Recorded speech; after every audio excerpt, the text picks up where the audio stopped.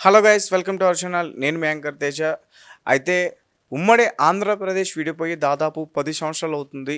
సమైక్యాంధ్ర గొడవలు చూసాం. అప్పుడు ఎంత ఘోరంగా జరిగాయో, రైళ్లు తగలబెట్టడం కానీ, చనిపోయే స్టేజ్ వరకు కూడా చాలామంది వెళ్ళిపోయారు తెలంగాణ సాధించుకోవడం కోసం. అయితే ఈ 10 ఏళ్ల తర్వాత ఇప్పుడు ప్రజెంట్ ఉన్న ముఖ్యమంత్రులు ఇద్దరు కూడా, ఒకరు రేవంత్ రెడ్డి గారు, అలాగే చంద్రబాబు నాయుడు గారు, ఇద్దరు కూడా విభజన హామీల గురించి చర్చలు అయితే జరిపారు. సో దీని గురించి ప్రముఖ ప్రొడ్యూసర్ చిట్టిబాబు గారు అయితే మనతో పాటు ఉన్నారు. మాట్లాడడానికి ఆయనతో మాట్లాడే ప్రయత్నం చేద్దాం. సార్ నమస్తే అండి. నమస్తే.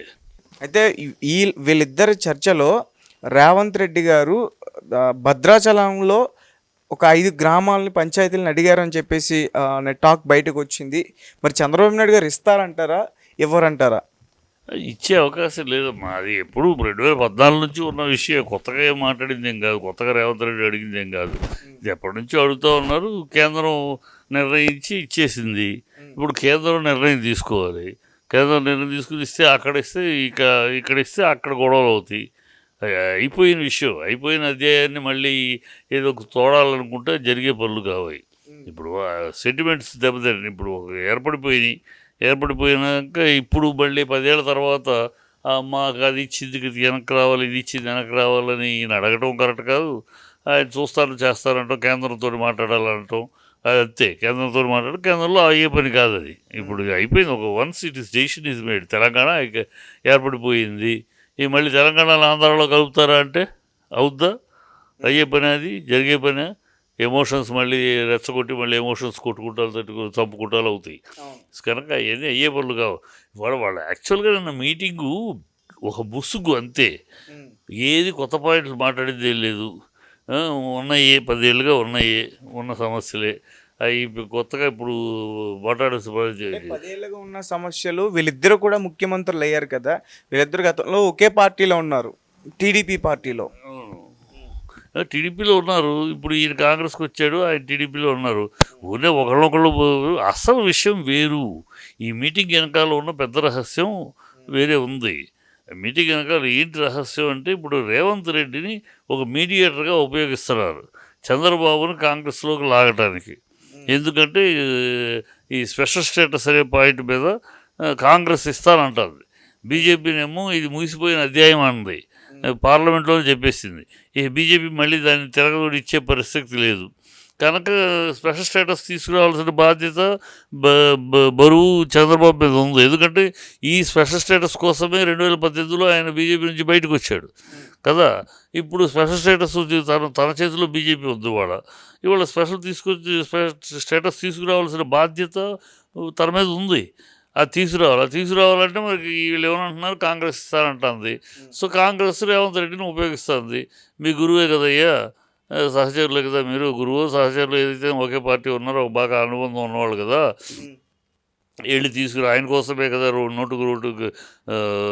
నోటుకు ఓటు కేసులో కూడా డబ్బులు తీసుకెళ్ళి ఇచ్చి చేసావు నువ్వు ఆయన కోసం.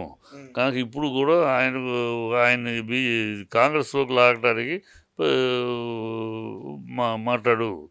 అది సపరేట్గా వచ్చి ఇద్దరు వేరేగా కలిసి మాట్లాడారు, అది బయటలో అల్లరైపోద్ది. అందుకని విభజన వీటిపై ఏముంది నిన్న మాట్లాడమంటే ఏమన్నా కొత్త పాయింట్లు ఏమైనా ఉన్నాయా? అన్నీ గతంలో ఉన్న పాయింట్లే. అవి ఒకటి జరుగుతుంది. ఇప్పుడు ఉద్యోగస్తులు ఇక్కడ నుంచి వెళ్ళిన వాళ్ళు ఉన్నారు, అక్కడ నుంచి వచ్చిన వాళ్ళు ఉన్నారు, ఇక్కడ నుంచి కొంతమంది వెళ్ళకుండా ఇక్కడే ఉన్నారు, కానీ వీళ్ళకి జీతాలు పే చేస్తున్నారు. ఇవన్నీ ఉన్నాయి సమస్యలు. అవి వెళ్ళాల్సిన వాళ్ళు వెళ్ళాలి, మరి రావాల్సిన వాళ్ళు రావాలి. అది అలా సాగుతూ ఉంటుంది.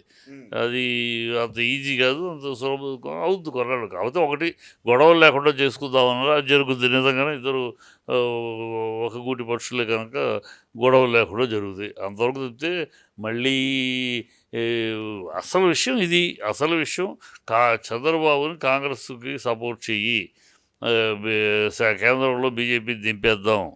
నువ్వు సపోర్ట్ చేస్తే నితీష్ కుమార్ వస్తున్నాడు, ఇంకో 10 మందిని మేము కూడగడుతున్నాం, కనుక నువ్వు వచ్చేస్తే మీకు స్టేటస్ ఇచ్చేస్తావు, నువ్వు ప్రజల్లో ఒప్పించుకోవచ్చు ప్రజల్ని. స్పెషల్ స్టేటస్ కోసం, రాష్ట్రం కోసం నేను బీజేపీతో విడిపోయాను. 2018లోనే అందుకే విడిపోయాను, ఇవాళ అందుకే విడిపోతున్నాను అని చెప్పి రాష్ట్రం కోసం, రాష్ట్ర ప్రయోజనాల కోసం అని చెప్పేయచ్చు. మీరు రండి అని. అది బాహాటంగా కాకుండా లోపాయికారిగా జరుగుతుంది. అందుకే ఇన్ని మీడియేటర్గా వాడుతున్నారు రేవంత్ రెడ్డి. అంతకన్నా ఇంకేం కాదు ఈ మీటింగ్ విషయం. హైదరాబాద్లో అప్పుడు విభజన హామీలో కొన్ని భవనాలను కూడా కేటాయించారు. వాటి గురించి కూడా చంద్రబాబు నాయుడు గారు అడిగారు. అయినా రేవంత్ రెడ్డి గారు వాటిని తిరస్కరించారు అనే వార్త కూడా వచ్చింది సార్. తిరస్కరించటం ఉండదమ్మా, సమర్థించుకుంటూ ఉంటుంది. కానీ ఇప్పుడు వీళ్ళిద్దరి మధ్య తిరస్కరించుకుంటాలు ఉండవు, అంగీకారాలు రెండు ఉండవు. అంగీకారాలు ఉండవు, తిరస్కారాలు ఉండవు. మరి ఇంకెందుకు సార్ సమావేశం? అదే చెప్తాను కదా, అసలు ఈ సమావేశం పేరు ఎందుకంటే వెనకాల విషయం వేరు. అలా కలవలేరు కదా కాంగ్రెస్లోకి. రాజకీయ ప్రయోజనాల కోసం సమావేశం అనేది. రాజకీయ ప్రయోజనాల కోసం చంద్రబాబుని ఈ స్పెషల్ స్టేటస్ అనే పేరు చెప్పి కాంగ్రెస్లోకి లాగటానికి, కాంగ్రెస్కు మద్దతు చేయడానికి, పలికించడానికి చేస్తున్న ప్రయోజనం. అక్కడ నితీష్ కుమార్ని డిప్యూటీ ప్రైమ్ మినిస్టర్ ఇస్తామని అతన్ని ఆశ చూపి అతను లాగుతానికి, ఇతన్ని స్పెషల్ స్టేటస్ చూపించి ఇతను లాగటానికి వాళ్ళ ప్రయత్నం వాళ్ళు చేస్తున్నారు. ఆ ప్రయత్నంలో భాగమే రేవంత్ రెడ్డిని ఉపయోగిస్తున్నారు. రేవంత్ రెడ్డికి ఆయనతో సన్నిహితంగా మాట్లాడటానికి, మంచి చెడు ఇలా వస్తే ఏంటి, అలా మీరు కాంగ్రెస్లోకి వస్తే ఏంటి, నష్టం ఏంటి, ప్రయోజనం ఏంటి, మీరు నష్టం లేదు, వచ్చారంటే ప్రయోజనం ఉంది, స్పెషల్ స్టేటస్ వస్తుంది, చంద్రబాబు మళ్ళీ తీసుకొచ్చాడు స్పెషల్ స్టేటస్ అనే పేరు మిగిలిపోతుంది, ఇట్లా ఈయన వాడుతున్నారు. రేవంత్ రెడ్డికి హైకమాండ్ నుంచి, కాంగ్రెస్ హైకమాండ్ నుంచి అభయ వస్తుంది, నువ్వు మాట్లాడు, సెట్ చేయి, ఓకే. ఈ రేవంత్ రెడ్డి అలాంటి సెట్ చేస్తాడు కదా, అతని కెరీర్ మొత్తం అంతే కదా. అది సెట్ చేయాలి. ఇప్పుడు నోటుకు వేసేంటి, సెట్ చేయటమే కదా చంద్రబాబు కోసం. అది సెట్ చేస్తా ఉంటాడు. సెట్ చేసే సీఎం అయ్యాడు, సెట్టింగ్ సీఎంఏ కదా. లేదా కాంగ్రెస్లో ఎంతమంది లీడర్స్. ఓటుకు నోటు కేసు విషయంలో రేవంత్ రెడ్డి గారు ఎక్కడైనా భయపడుతున్నారా? డెఫినెట్గా భయపడుతుంది. అంటే పైన ప్రభుత్వం ఇప్పుడు బీజేపీ ప్రభుత్వం కాబట్టి, ప్రభుత్వం ఏదైనా అక్కడ ఆల్రెడీ ఛార్జ్షీట్ వెళ్ళింది. ఇప్పుడు జూలైకి, గతంలో కోర్టు ఏమైందంటే జూలైకి పోస్ట్పోన్ చేసింది హియరింగ్, సమ్మర్ హాలిడేస్ అని. ఇప్పుడు ఈ జూలై నెలలో, ఈ నెలలో ఆ కేసు వస్తుంది హియరింగ్కి. ఛార్జ్షీట్ వేసారు, అన్నీ వస్తుంది. సో జడ్జిమెంట్ వస్తుంది. దాంట్లో సాక్ష్యాధారాలు బలంగా ఉన్నాయి. అంత బలంగా ఉన్న తర్వాత వీడియోలు ఉన్నాయి, ఆడియోలు ఉన్నాయి, అన్నీ ఉన్నాయి కనుక ఖచ్చితంగా కేసు వస్తుంది. అందుకు అందుకనే ముందుగా తను ముఖ్యమంత్రిగా దిగిపోతాననే మాట కూడా అన్నాడు. వెంకటరెడ్డి నాతో సమానమైన అర్హత ఉన్నవాడు, ఆయన ముఖ్యమంత్రి అయ్యే హోదా ఉందని. సో నేను దిగిపోతాను, రాబోయే ముఖ్యమంత్రి వెంకటరెడ్డి అని కూడా సూచాయిగా చెప్పేశాడు. రెండో కృష్ణుడు రెడ్డి అని కూడా చెప్పేశాడు. డైరెక్ట్గా చెప్పడానికి నాతో సమానంగా ముఖ్యమంత్రి అయ్యే అర్హత కోమటిరెడ్డి గారికి ఉంది అని అంటంలోనే అర్థమైపోయింది. అంటే నెక్స్ట్ అతను ముఖ్యమంత్రి. సో ఈ ఓటుకు కేసులు భయాందోళనలతో ఆ మాట అన్నాడు. పైన హైకమాండ్ కూడా రెండో కృష్ణుని రెడీ చేస్తుంది. కాంగ్రెస్ అంతే కదా, రెండో కృష్ణుని రెడీ చేస్తుంది. ఎందుకంటే వాళ్ళకి డబ్బులు సంచులు అందజేసే దాంట్లో మేటి కోమటిరెడ్డి. కోమటిరెడ్డి సంచులు అందజేసినట్టు రేవంత్ రెడ్డి చేయలేడు. ఎందుకంటే రేవంత్ రెడ్డికి ఇండస్ట్రీస్ తోటి అంత సన్నిహితం లేదు. ఎందుకంటే ఇంతకుముందు మంత్రి కూడా చేయలేదు కదా. ఈయన కోమటిరెడ్డి మంత్రిగా చేశాడు, చాలా సీనియర్, తన ఇండస్ట్రియలిస్టు. సో పెద్ద పెద్ద ఇండస్ట్రీలతో కాంట్రాక్టులు ఉన్నాయి.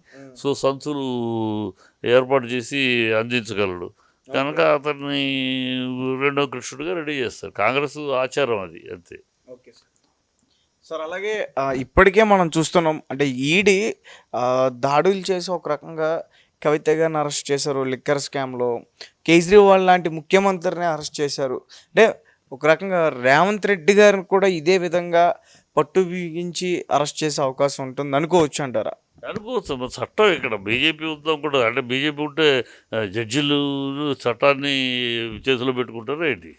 అదే ఉంటుంది కదా. కేజ్రీవాల్ని అరెస్ట్ చేయగలిగింది, ఛత్తీస్గఢ్ సీఎంని అరెస్ట్ చేయగలిగింది. గతంలో జయలలిత, లాలూ ప్రసాద్ యాదవ్లు, కరుణానిధి గారు వీళ్ళందరూ అరెస్ట్ అవ్వాలా ముఖ్యమంత్రిగా ఉండి? అది పెద్ద విషయం కాదు. ముఖ్యమంత్రులైనా సామాన్యుడైనా చట్టం ముందు ఒకటే. ఖచ్చితంగా చట్టం దాని పని చేసుకుపోతుంది. రేపు ఈ నోటు కేసులో సాక్ష్యాలు గట్టిగా ఉన్నాయి, ఏవి ప్రూవ్ చేయలేని పరిస్థితి కదా, అన్నీ ప్రూవ్డ్గా ఉన్నాయి కనుక ఖచ్చితంగా భయాందోళనలో ఉంటాడు. రేపు ఏమొద్దు కప్పుకొని అరెస్ట్ వారెంట్ అయితే వెళ్ళాలి తప్పదు. 15 రోజులు 20 రోజులు నెల రోజులు ఉంటాడు. తర్వాత బెయిల్ తీసుకుని వస్తాడు. ఈ లోపల మరి ముఖ్యమంత్రిగా రిజైన్ చేయటం, ఇంకో ముఖ్యమంత్రి ఏర్పడటం. అందుకనే 15 ఆగస్టు అంటున్నాడు ఆయన. ఇవన్నీ 15 ఆగస్టు చేస్తానని. 15 ఆగస్టులోపు ఉంటే ఉంటారో ఉండడో తెలియదు. అందుకని 15 ఆగస్టు అని డేట్ చెప్తున్నాడు మా రుణమాఫీలకి. అది సార్. అలాగే చంద్రబాబు నాయుడు గారు ఈరోజు హైదరాబాద్ రావడం జరిగింది. ఎన్టీఆర్ భవన్లో ఆయన ప్రసంగించినప్పుడు మళ్ళీ ఇక్కడ 2028లో టీడీపీ ఇక్కడ పోటీ చేస్తుంది అని మాట్లాడారు ఆయన. అంటే టీడీపీకి అంత వేవ్ వచ్చిందా? ఫుల్ వేవ్ వచ్చిందా? పోటీ చేస్తారంటానికి గెలుస్తారంటానికి తేడా ఉంది.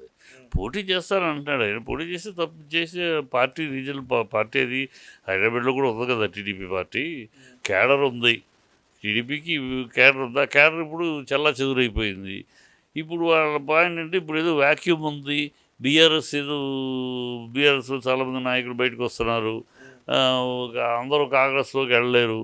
సో కాంగ్రెస్కి వెళ్ళలేని వాళ్ళని మనం డోర్ తెరిస్తే మన దగ్గరికి వస్తారు అని ఆశ. సో మళ్ళీ పార్టీ పునర్నిర్మాణం చేద్దామని. తప్పేముంది, పునర్నిర్మాణం చేసుకుందాం అనే ఆలోచనలో పోటీ చేస్తానంటారు. పోటీ చేయొచ్చు, ఏముంది, పోటీ చేస్తానికి ఏముంది, గెలుస్తాము అనే పాయింట్ వేరును పోటీ చేసి ఎవరితోటి చేతులు కలుపుతాడు? కాంగ్రెస్ తోటి చేతులు కలుపుతాడా, లేకపోతే ఎవరితోటి బీజేపీతో చేతులు కలుపుతాడా? ఇప్పుడు ఆంధ్రాలో బీజేపీతో చేతులు కలిపే కదా ఉంది. సో మళ్ళీ ఇక్కడ కూడా అలాగే బీజేపీతో చేతులు కలిపి పవన్ కళ్యాణ్ తను ముగ్గురు కలిసి ఒక ప్రత్యామ్నాయంగా వస్తారా? ఉన్నాయి. వ్యాక్యూమ్ రాజకీయాల్లో ఆ పరిస్థితులు బట్టి ఏ పార్టీకి ఆ పార్టీ వ్యూహాలు వేసుకుంటుంది. ఆ వ్యూహంలో ఒక భాగం. దాన్ని పెద్ద పట్టించుకోవాల్సిన అవసరం లేదు. అంటే ఒక టాక్ వినిపిస్తుంది బయట కూడా. ఎలా అంటే ఒకవేళ టీడీపీ ఇక్కడ పోటీ చేస్తే రేవంత్ రెడ్డి టీడీపీ నుంచి బరిలో దిగుతాడు అనే విధంగా కూడా మాట్లాడుతున్నారు. అంటే బయట నుంచి ఇలాంటి మాటలు వస్తున్నాయి. అంటే ఇవన్నీ రూమర్స్ అంటారా, నమ్మొచ్చు అంటారా?